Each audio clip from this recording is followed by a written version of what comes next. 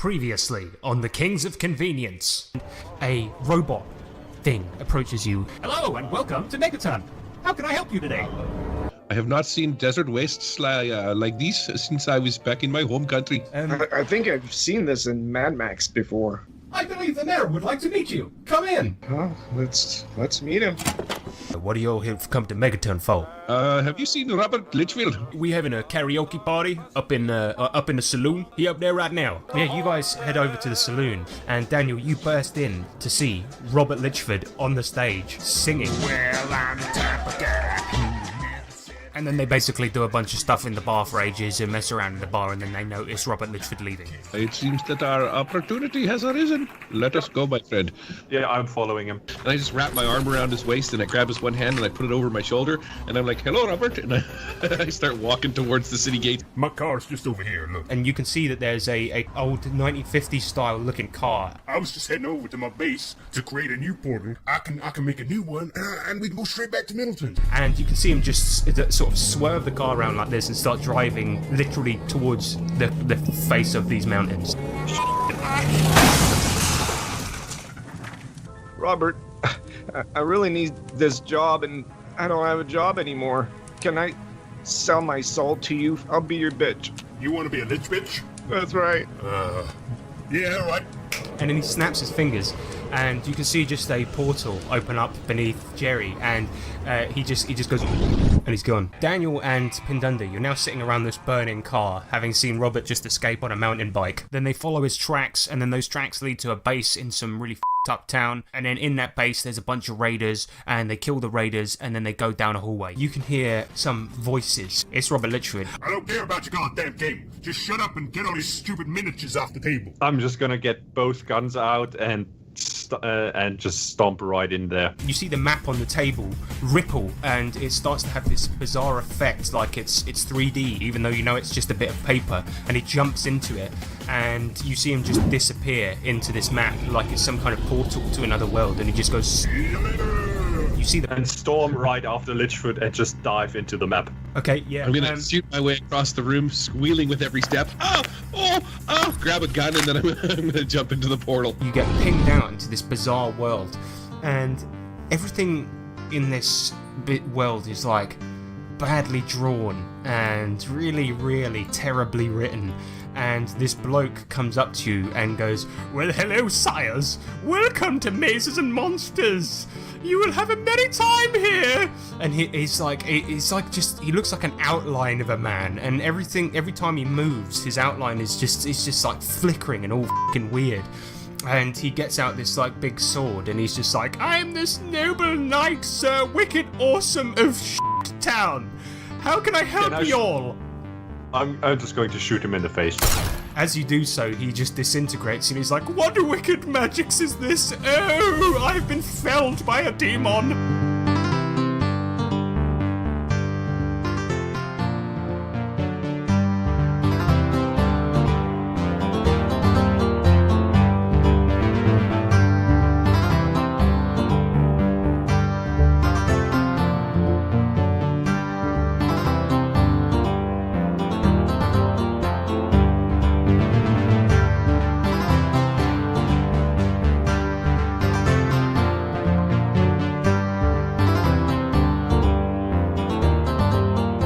As you kill this bizarre-looking pencil-drawn man, you all survey the landscape.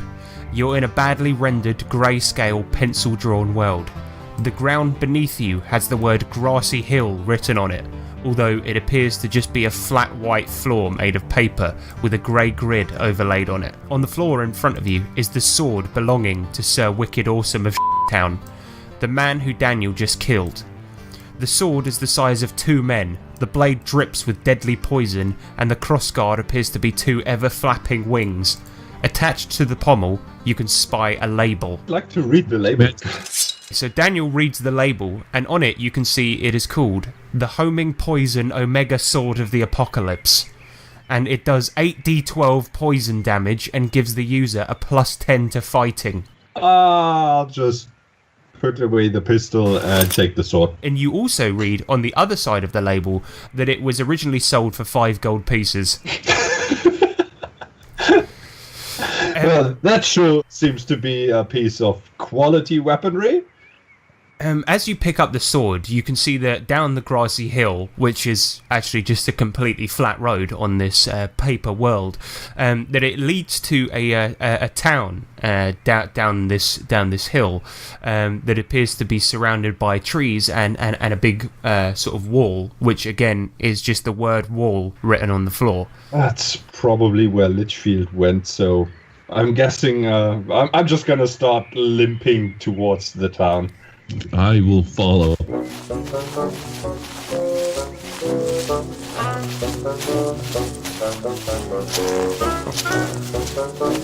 This is most crazy. We have died. I think we are dead. We are dead, right?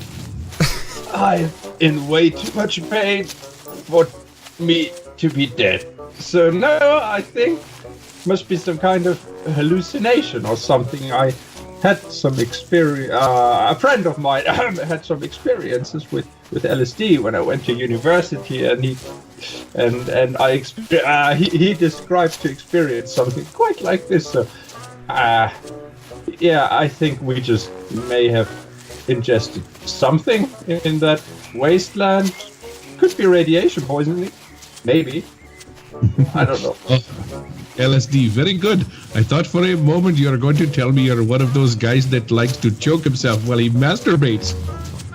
And from the bushes, as you walk towards the town, you can hear a voice go, "Who's Ellis?" And two of these very strange-looking orange little creatures jump out from the bushes. "You were talking about someone called Ellis," one of them says. What? No, LSD! No, it's not. It's not a. Never mind. Did you just see a skeleton running by? Yeah, about 15 of them. Anyway, we're monsters, so we're gonna have to fight you. Seriously? You two look to be wild cards, and see, in this land, monsters have to fight wild cards. On guard! And you see that the two things, you can see that they're wearing name tags, and they're called Grublins. And the two of them pull out a deck of cards, and as they do so, they fumble the cards all over the place and draw a 2, and then hand you two a card each, for which Pindunderjeep has an 8, and Daniel has an ace. And then the Grublins look at Daniel and go, "Well, looks like you go first, my friend." Okay. So now I do what exactly?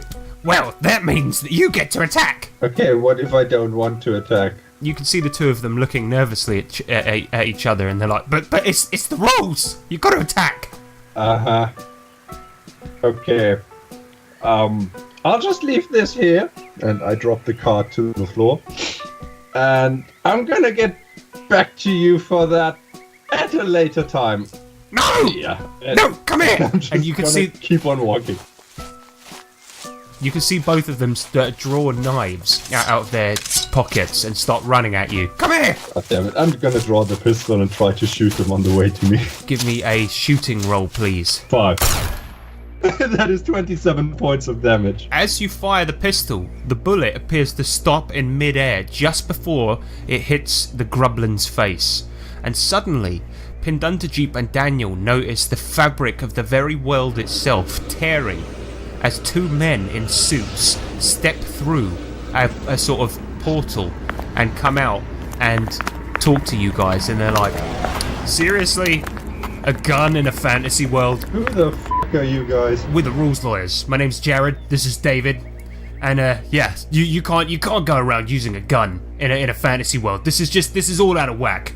This is completely wrong. You can't be doing this. Isn't that right, Jared?" And he goes, yeah, you're right, man. This is all wrong. And those clothes you guys are wearing, the store clerk thing, nah, you can't be doing it. And we're gonna have to kill you. We're gonna have to kill you, David. Come on.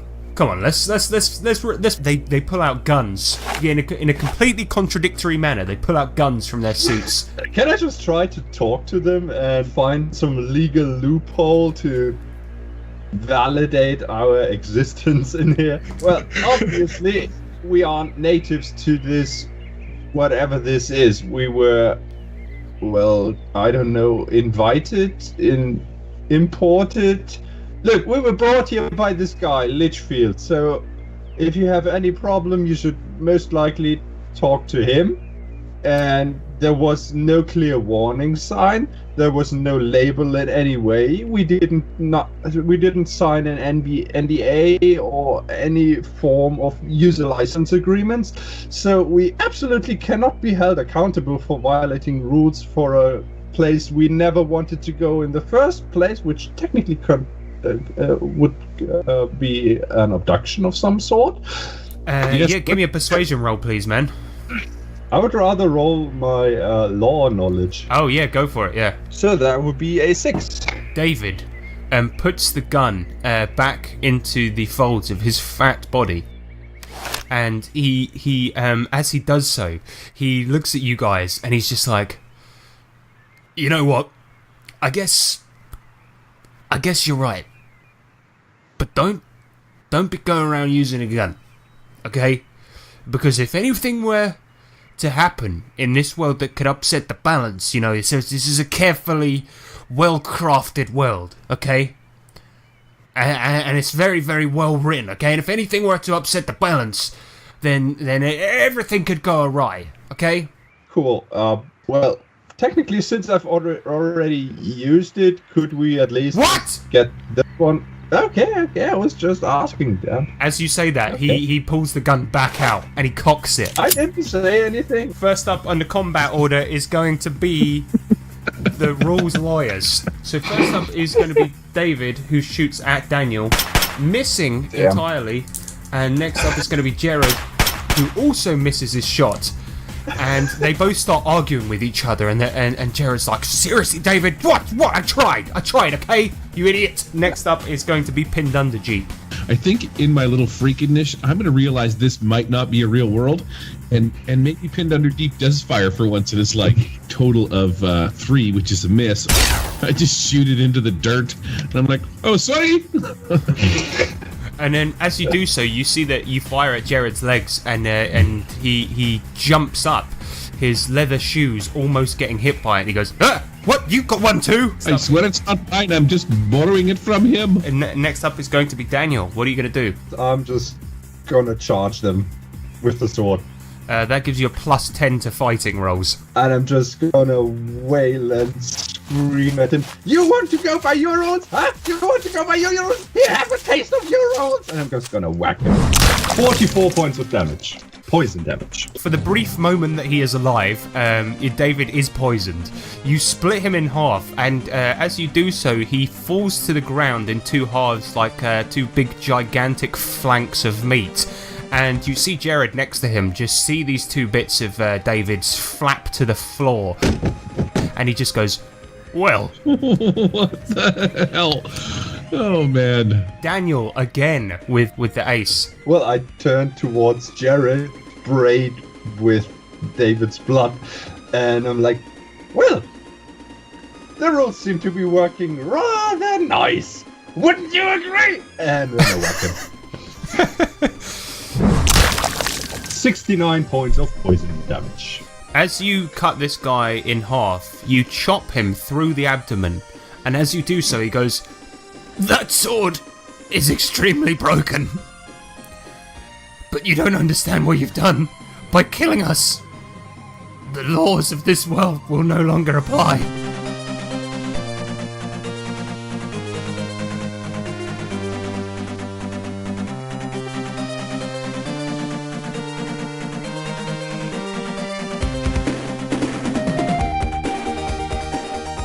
Because you were going down the scenic path towards the town, there's a little chair, like a little chair that people would sit in, sort of to, you know, take in the scenery next to you.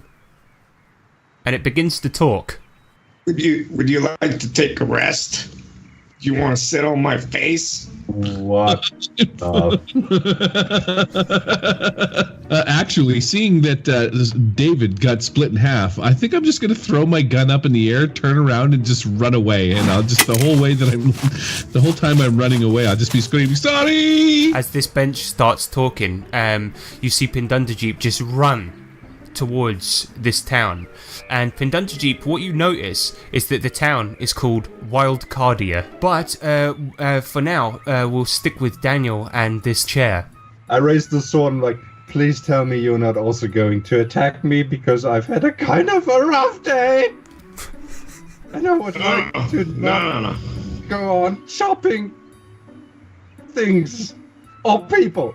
No more shopping would be nice because those two are pretty much in peace. And I brace myself on the chair and just bend over and throw up. Oh, nasty. So, yeah, I'm Johnny the Mimic. I used to be a monk. You know, woo, wah, woo, wah, wah, woo. They stop moving. But that stupid Litchfield turned me into this chair. Do you know him? Oh yeah, we know him. Do you know where he is? Yeah, he went that way. To the town. Alright. Okay, time to go then, I guess. So, You sure you don't want to rest first? Sit on my face? you know, having a rest sounds really nice, but the way you worded that makes it kind of awkward, so I'm just gonna go and try to kill that asshole. Yeah, and all the while we're talking, we are walking towards the town. So you guys head towards the town.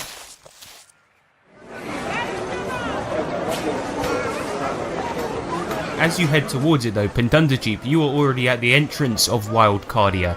And as you stand there, what you can see is basically this town is populated entirely by wildcards.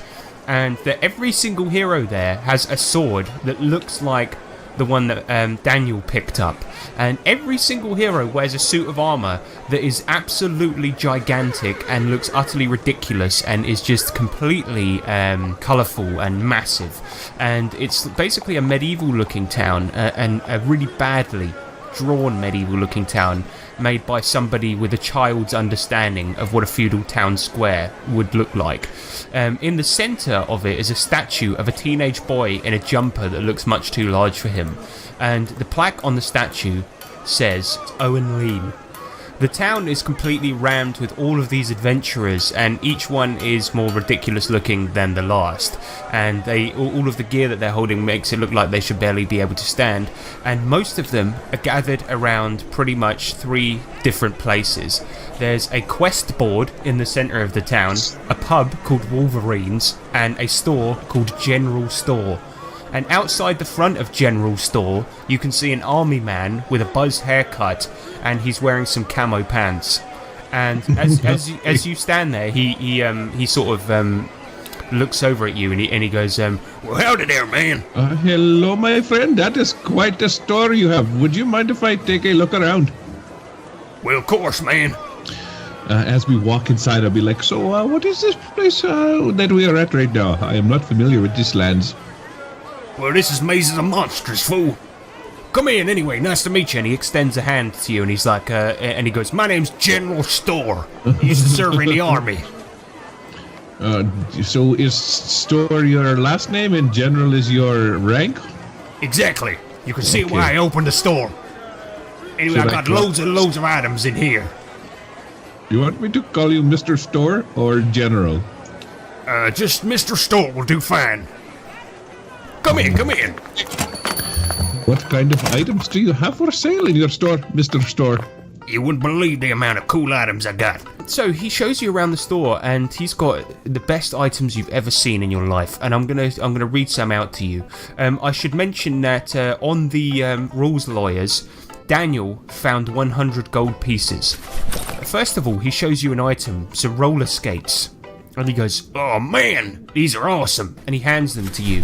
They've got a label on them, and it said they're called the roller skates of quickness, also coolness, also I hate you, Brad. These roller skates quadruple your pace, change your running die from a D6 to a D100, and give you +5 charisma because they come with free sunglasses and also double damage rolls against anyone called Brad. Brad sucks. And those are 20 gold pieces. Okay. And then he's like, those are one of my favourite items. But anyway, we'll cut quickly to Johnny Mnemonic and to Daniel. So you guys get to Wildcardia and just see the scene that Pindunderjeep has just seen. And as you get there, you through the big shop face window, you can see Pindunderjeep browsing, holding a pair of roller skates in his hand. What the We don't... I walk up to the store door and open the door and I shouted, God damn it, Pindunder, we don't have time for shopping. We need to kill that asshole Litchfield. There's always time for shopping. How dare you? Or maybe find a doctor. I don't know if something exists in here. I've got healing potions. I've got healing potions. Listen, come in. You've always got time for shopping. Check this item out. And he shows you this thing. It looks like a broom handle with a nuke on the end. The label says the nuke hammer. It's like a warhammer, but the hammer bit is a mini nuke. It's only good for one use, obviously, but if Brad were in the way of it, it'd blow its stupid head up, lol. It does 3d20 damage, but in a gigantic burst template. 50 GP. I made that one myself. I don't know about the local laws, but I'm pretty sure that nuclear devices fall under some kind of restriction, so yeah, I'm that one. Who gives a shit? Check this one out. And he shows you another device. It looks kind of like a metal detector, and on the label it says it's the anything detector. The device will detect anything. Just talk into the microphone and say what you want it to detect, and it will detect anything within a 100-foot radius. 50 GP. And he's like, I made that one myself too. You want to buy this one? Even Litchfield? It will detect a lich, Liches? yeah. It'll detect liches, it'll detect bitches, it'll detect itches. Anything you want. Alright, I'll take that one. Fine. Does it do anything special against Brad? No, actually, that one doesn't. So you were talking about some sort of medicine you had? Well, we'll get to that. We'll get to the potions in a minute. Anyway, check this one out. and he hurls a little tub of something at you, and by the label, all of them are labeled. You can see that this is an upset tub of jelly, and this tub contains some dungeon ooze that's trapped in here. It's really pissed off. On sale, 5 GP. No thank you. I'm not much of a jelly shop person. Don't worry, we only got 2 more items. You're gonna love them.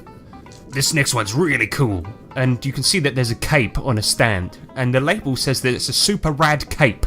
Grants the wearer the ability to fly, but only backwards, 50 GP. And the last one that he shows you is the gun. This gun fires guns as bullets. The guns fired from the gun do 2d6 plus 10 damage, and also it never runs out of ammo, and also it makes me super strong, so it gives me plus 10 to all strength rolls, and also the guns that come out of the gun are also guns. Also Brad's mum is a wiener lord, 60 GP. So you just need the anything detector, is that right? And also we do healing potions for 10 GP each. Those will heal you right up. All wounds, all fatigue, all gone. But they're not potions, they're potions. Remember that. I will remember that, sir, as long as you sell me 2 of these. 2 healing potions coming up. I take one and I hand one to Pindunderjeep. And you, chair guy, you need anything? You on the cape? There's only one thing cooler than a walking chair, is a flying chair. Yeah, I'll take the cape. It's yours, buddy. You buy the super rad cape. It's multicolored, and it gives you the ability to fly, but only backwards. So you have to do notice checks to not bump into things if you're flying. Anything else? No, I don't think so, but thank you very much for your help and the potion. I just opened the potion. Oh, come on, you don't want the nuke hammer? Oh, shit. What? You actually drank a potion? It's your funeral. See you later. Excuse me, General Store, could I please take those rollerblades off of your hands? Those look like they could be handy for a quick getaway. Sure, here you go. And he chucks them at you. 20 GP, please, bud. Yep, so your running die is now a D100, and you get plus 5 charisma because they come with 3 sunglasses, and also double your damage roll against anyone called Brad. Cool. So yeah, you've all got a nice new shiny piece of equipment, and he's like, okay, we done? I don't suppose you're looking for a new store manager. This place is very nice. You have a lot of unique utensils. I manage it myself. Okay. But you know, I'll take a CV, and if I ever die, I'll give you a call. What is a CV? It's like a resume. Okay, I got you. You know, curriculum vitae. No, I don't know. Or I wouldn't have asked. Just give me a curriculum vitae, and I'll keep it behind the counter. And if I ever die, and I need somebody to take over, I'll give you a call. But that is presuming that I become a ghost. Thank you very much. I was just going to ask Daniel, what's with the talking chair? Oh yeah, this here is Johnny. He also wants to kill Litchfield, so I figured, yeah, since he can actually walk and we don't have to carry him, he can come along. Yeah, and if you ever need a rest, you can sit on my face. Yeah, you just have to get used to his weird face-sitting fetish. Maybe maybe during some quiet time, perhaps that would be a good idea. I could use a rest. Johnny, you don't happen to have a last name, do you? I've never met a chair with just one name before. Mimic. No what? Mimic. Okay. As you guys leave the store, one of the things you notice is that all of the adventurers are suddenly crammed around the adventure quest board, and all of them are trying to scramble to get a new quest that's been pinned to the board. Sweet, I'm gonna strap on my new whatchamacallits, my new sweet ass rollerblades. And try to get to the quest? No, I'm just gonna put them on. It's gonna take me. Okay, cool, yeah, you put them on. You now look awesome. Are you gonna put on your new sunglasses too? Absolutely, yeah. As you put them on, you look really, really awesome. There's a guy standing outside General Store, and he comes up to you, this adventurer with like a big sick suit of armor, and he is just about to go into the store, and he looks at you and he goes, "Oh, damn it! I was saving up to buy those." How do I look? Really cool. Can I? Oh, thanks. Can I buy those off you, man? 10 gold? Yeah, okay. I hold up my hand. I just doubled my money. Sweet. You bought them for 20. I don't say that out loud, but I'm going to take them off and sell them to them for 10 gold. Gary, you bought them for 20, man. Damn it! I thought I paid 5 gold for them. As you sell them to him for 10 gold, he straps them on and he skates away so fast he's gone in a flash. And I'm just standing there with my 10 gold. As you see these people crowding around the board, you can see that everyone's screaming about some sort of quest going on, about a lich. I want to have a sit down on Johnny while Daniel goes and reads the board. He can command it.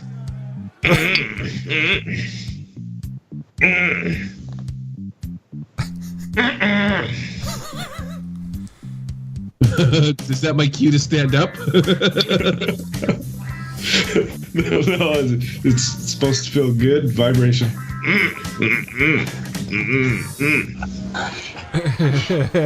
Daniel, give me a notice at -2, please, because there's a lot of people in the way of this board. A lot of them trying to scramble.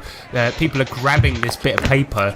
Everyone's trying to snatch it off each other. They're all scrambling. People are just desperately trying to get this quest. So that is an 11.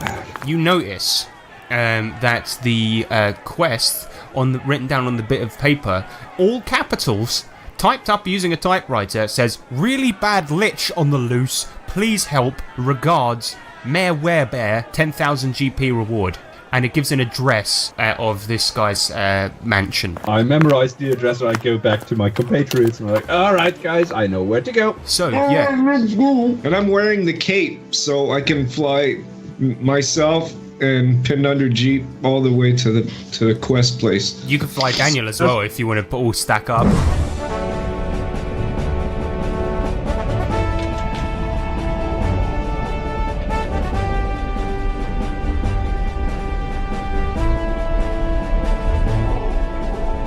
I'm gonna kneel on the bench like a little kid does when he's like looking over the backside, so that I'm actually flying the right direction. I'll just tell John which way to go. Okay. Rides us backwards to this deal. So you got Pindunderjeep and Daniel sitting on a flying bench who's wearing a cape, and you guys are sitting looking over the back of it, navigating and trying to tell him where to fly. So Pindunderjeep, could you give me a navigation roll, please? You are going to head for some trees as you try to land in front of the mayor's mansion. So Eric, if you could give me an agility roll for Johnny's flying, please. 3. So you smash into the trees outside the front of the mansion, and as you do so, a bunch of apples fall down, hit the ground, and you all just tumble out onto the floor.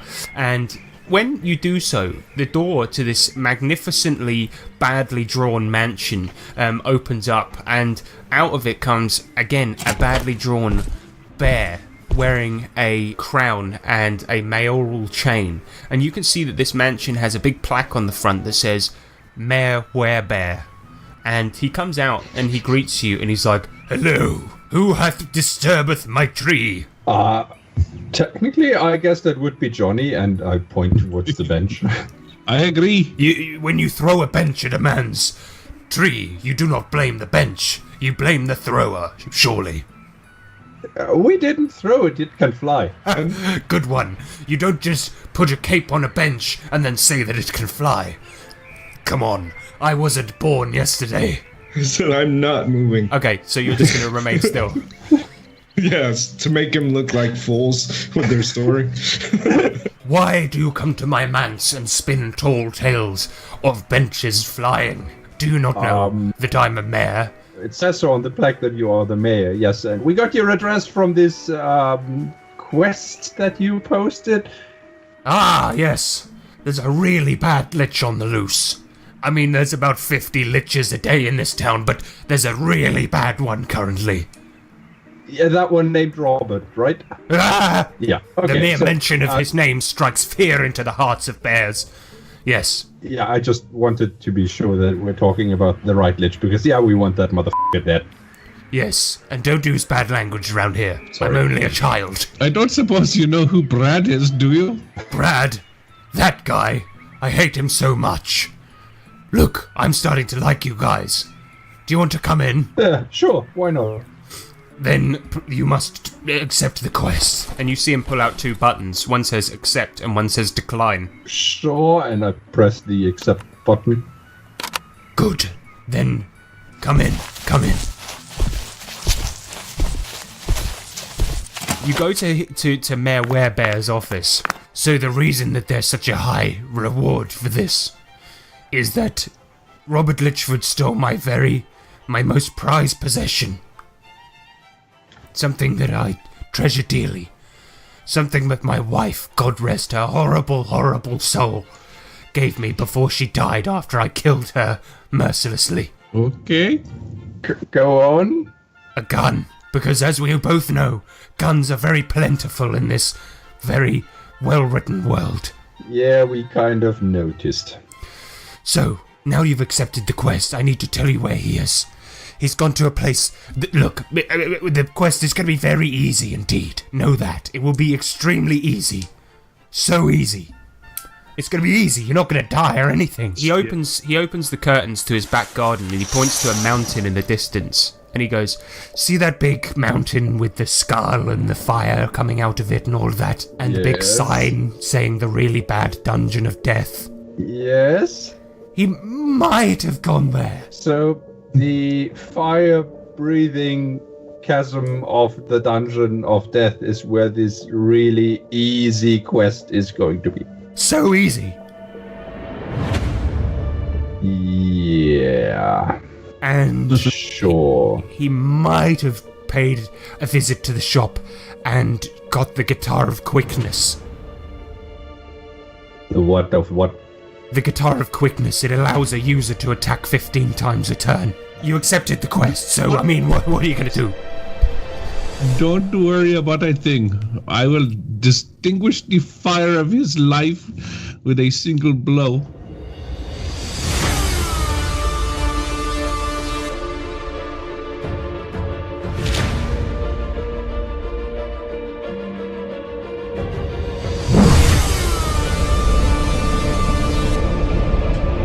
Once again, you board Johnny Mnemonic, and he flies backwards to the really bad dungeon of death, this mountain that you can see in the distance.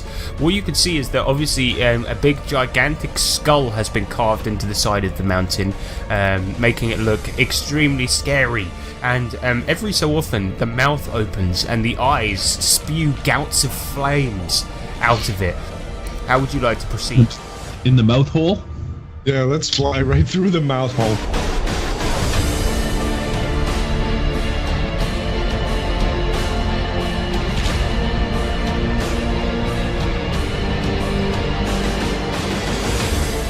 Give me an agility roll, please. 4.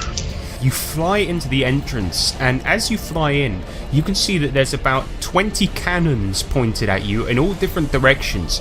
One of them immediately fires a shark at you. But you manage to avoid it with your amazing flying skills. So we're going to play this as a dramatic task. So you need 5 successes to get through this. First of all, you're going to roll agility, yeah? 2, that'll be a 2 for the first round. In addition to that, Pindunderjeep and Daniel can help out Johnny, so what are you going to do whilst he's flying backwards? And first round, he's obviously failed. I'm going to roll my notice and maybe just tell him to steer left or right, up or down. Roll the 1. Instead of giving him a direction, Pindunderjeep sees this shark flying in, and I'm just going to look around and be like, holy shit, it's a flying shark! I'm gonna use my agility and try to balance the bench to evade the sharks. 7. A complication happens. What happens is one of the sharks actually fires and chomps into the side of Johnny and is going to knock you off balance. Holy shit, did you see that shark? Go down!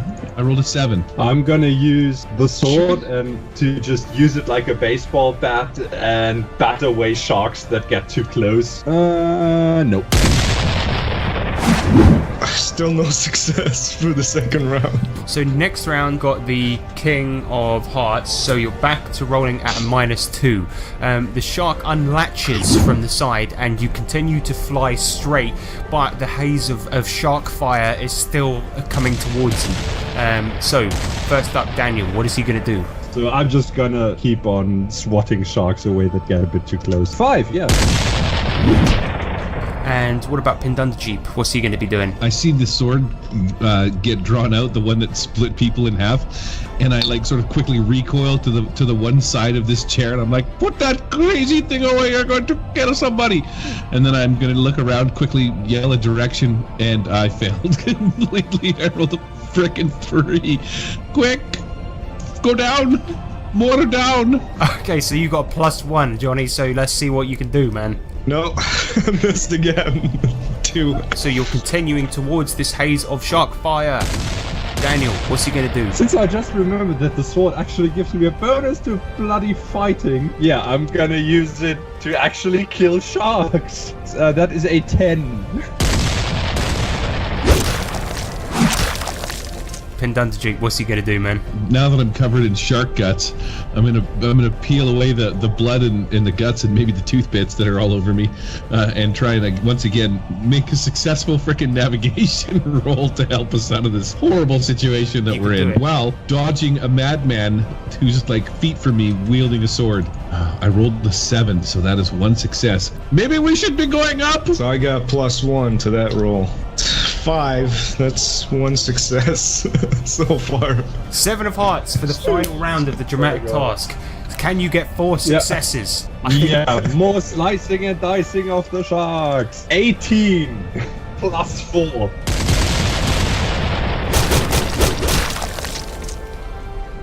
Okay, once again, picking the blood and guts off of me from this splayed sharks. I'm gonna take a look around and see which way we should go. Oh yeah, sweet! 14! I make my roll at +7. With the final push through this haze of cannon shark fire, Daniel is slicing up sharks while Pindunderjeep is pointing the direction to go. Can Johnny get 4 successes and make it through this final stretch? 10, that's 2 more. So 3 successes out of 5.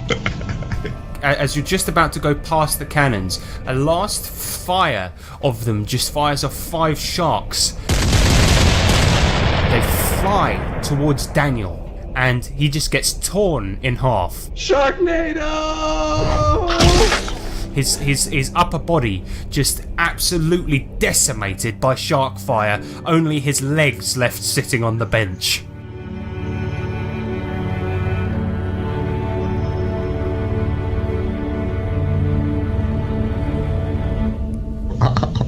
As you land on the other side, you can see that there's a single firework on the cold cavern floor of this dungeon, and it just lights on the floor, and you can see that it's about to go off and shoot into the air. Pindunder's gonna dive out of the way. Firework, run away! I want to punt it away. Okay, yeah, give me a fighting roll, please, to kick. 7. Johnny runs up, kicks the firework, and you see it, instead of going upwards, it fires off, and at the end you see that it goes off, explodes, and spells out the word LOL. So I peek up over the chair and I see this thing spiral down the dark cavern. And I'm like, this is not going to be good, my friend. But on a bright note, there might be a position open for a day manager if we ever get out of this place. Are you guys going to proceed down the cavern? Yeah. After I take Daniel's money, I'm gonna reach in his pockets, touch his wiener, and take his pocket change. Okay, so you take the cash out of Daniel's pocket and proceed down the cavern hallway. When you get to the end, you can see that there's two forks in the road, and you can see that there's a sign in the floor, and it points two directions. One says the Hall of 1,000 Balrogs, and then the other way says actually pretty nice. All right, so 1,000 Balrogs. That sounds nice. Let's go that way. Yeah, let's do that one.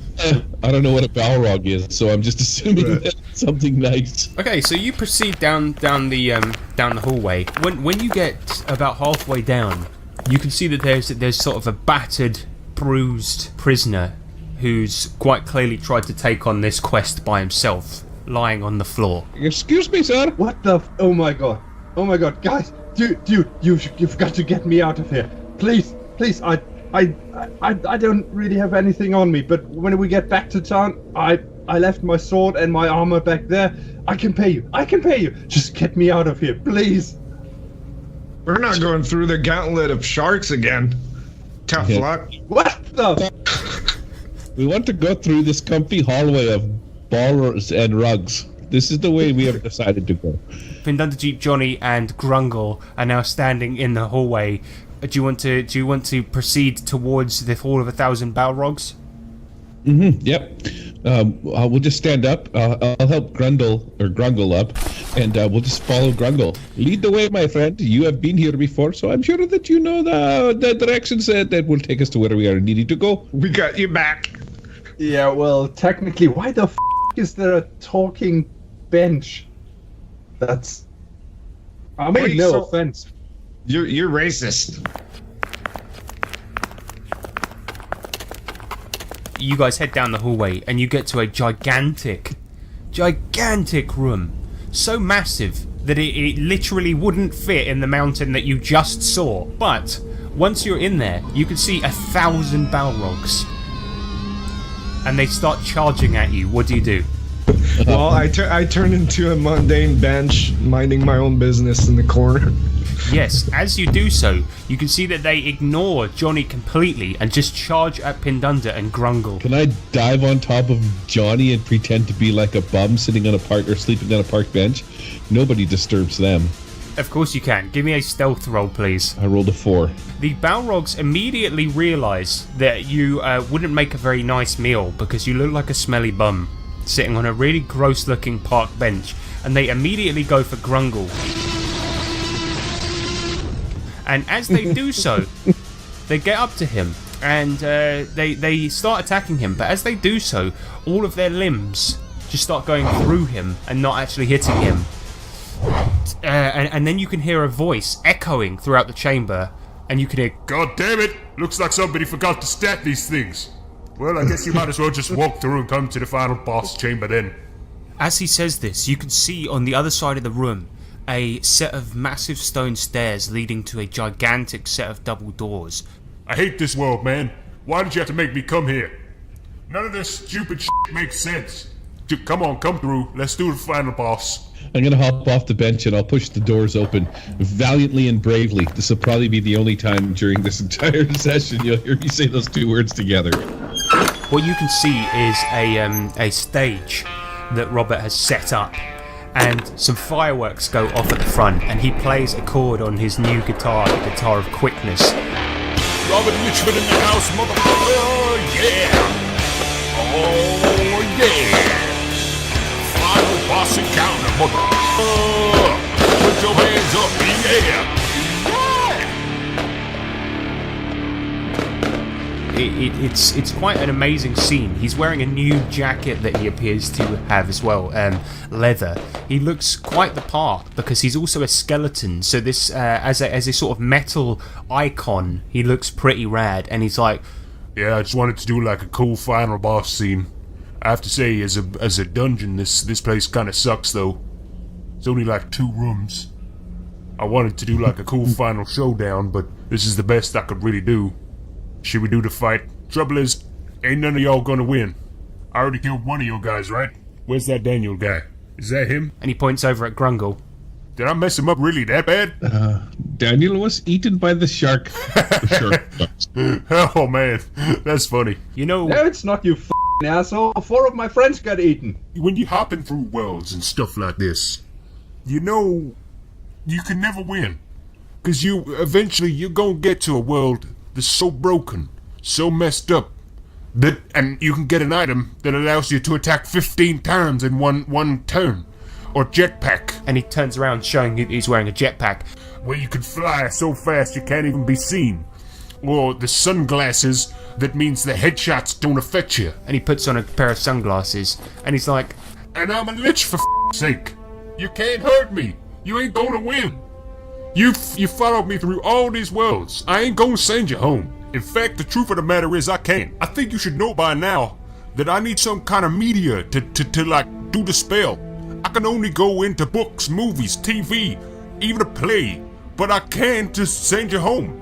Not unless I take your immortal soul like I did to Jerry. But you ain't going home. Not unless you're a husk of a man. So fight me if you want, but you ain't never getting home. So, you ready to do the showdown? I'm sick and tired of running. I'm sick and tired of going through worlds. Sick and tired of running from you idiots.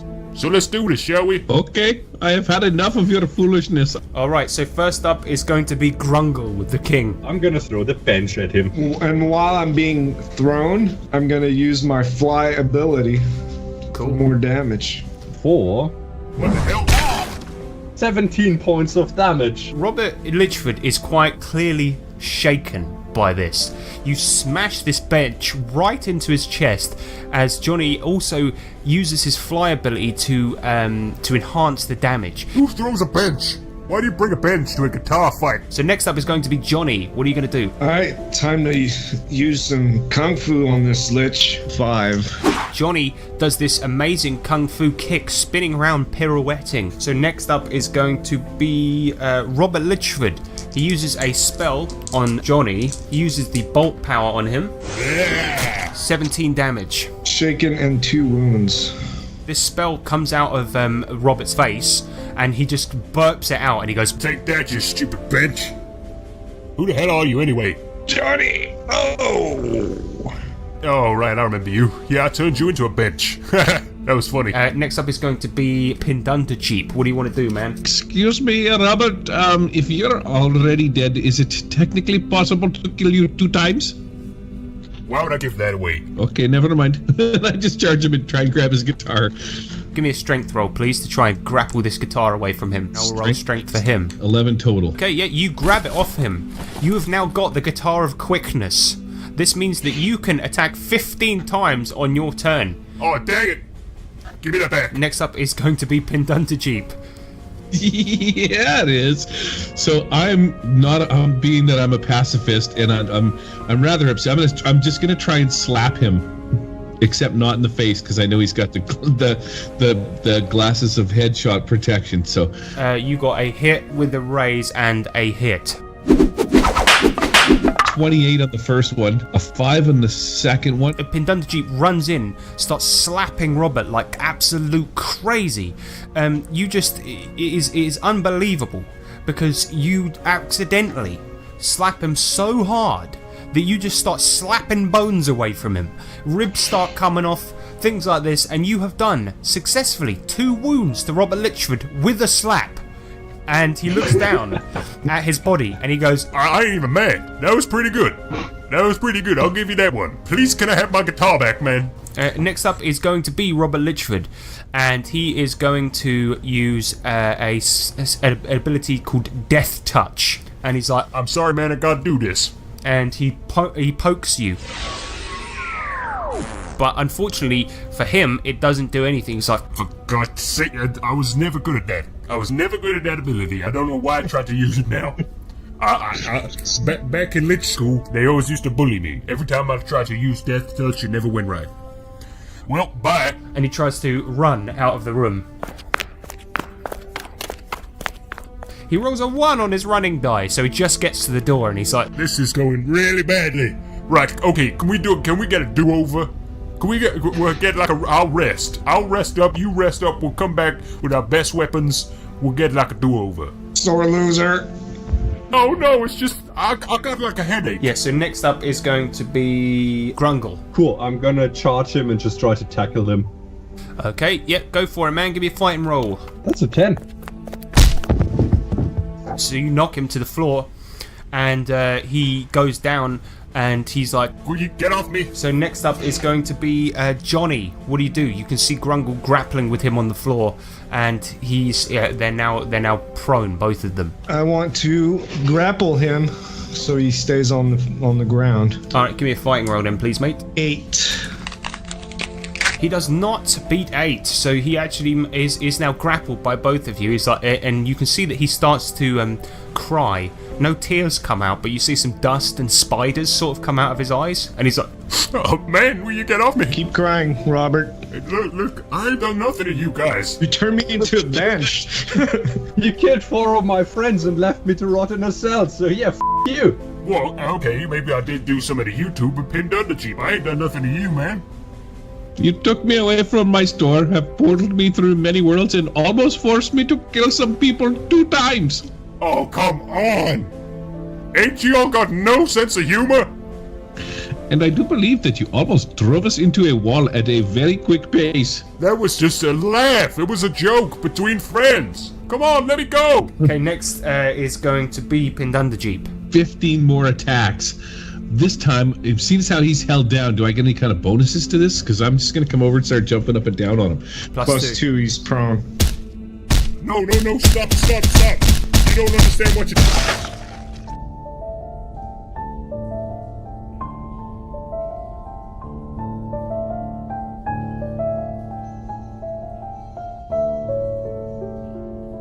With a 21 damage of your jumping craziness on the back of Robert Litchford, you manage to mash up his spine, destroying it, and completely obliterating Robert Litchford. The final stomp just goes on his head and it obliterates it, and you hear a sound like a bag of Skittles being dropped onto some concrete, and it is just utterly decimated, and it just scatters over this dungeon, and the sound of you jumping on him is just replaced by the echo of his skull just scattering all over the floor, and then by the silence of the dungeon.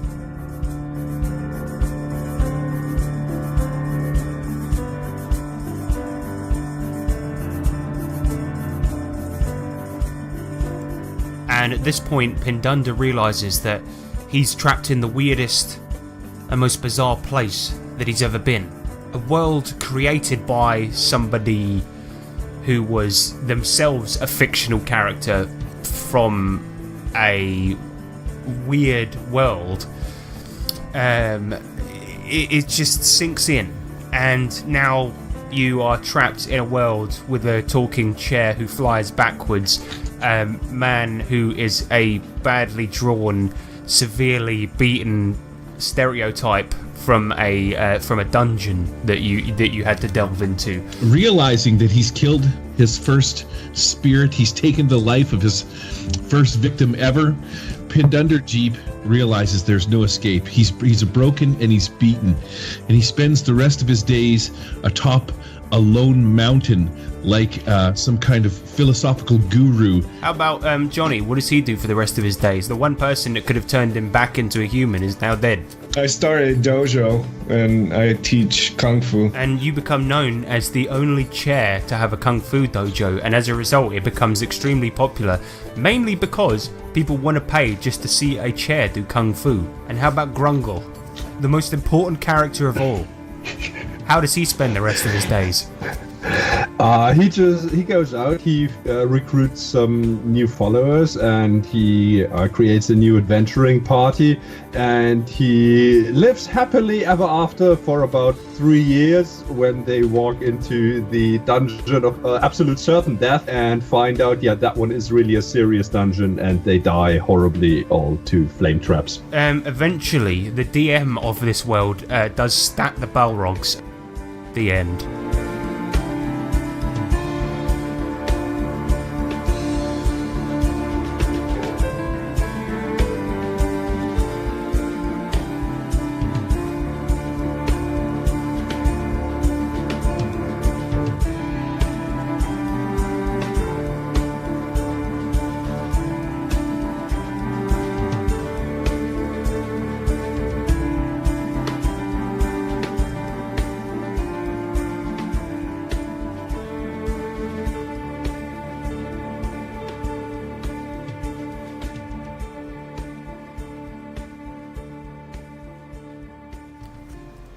Wow. I thought this was going to be 4 parts. I was waiting for the rest. It was supposed to be, but now Litchford is dead. Alright, so that was Kings of Convenience, everyone.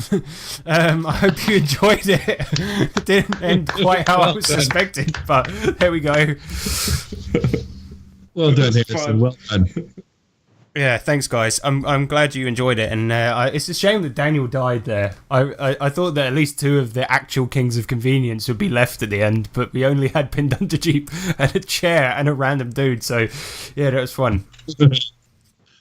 Oh, that's too awesome. That was super fun. It's weird because you just don't know what's going to happen. Like, I don't know what to expect. Well, the thing is, I thought the way I thought it was that it was going to get stranger and stranger the deeper that you went, because it was fictional characters creating fictional worlds and things like this. And I thought that what was going to happen was if Litchford escaped again, he was going to go into a creation made by somebody in this world, and then it was going to be so messed up it was barely comprehensible. Because imagine if one of the characters from Mazes and Monsters had made like a book or a play or something like this, then Litchford went into that, and it was going to be so weird. It was basically just going to be floating lines and, you know, things like this in a black space, and you were going to kind of go into there, and it would basically be nothingness and weirdness and things like this, and I don't know, and then you were going to try and get back through there, but then of course, oh no, man, it was weird enough. Yeah, I know. So yeah. Well, I enjoyed it. I hope the listeners do. But yeah, cool. Yeah, it was fun. Who's Brad? That was the enemy of the DM that made Mazes and Monsters. So Brad was one of the raiders from Fallout in this world. Okay. Oh. So you had the roller skates of quickness, also coolness, also I hate you, Brad, that you bought for 20 GP and then sold for 10. Yes. Classic. Whatever, dude. It's 4:00 in the morning when we started this adventure. My math skills aren't top notch at 4 in the morning. Good point. I don't blame you. All right, well played, guys, and it was good playing with you. So I'll see you soon. I'm going to be editing this shizzle.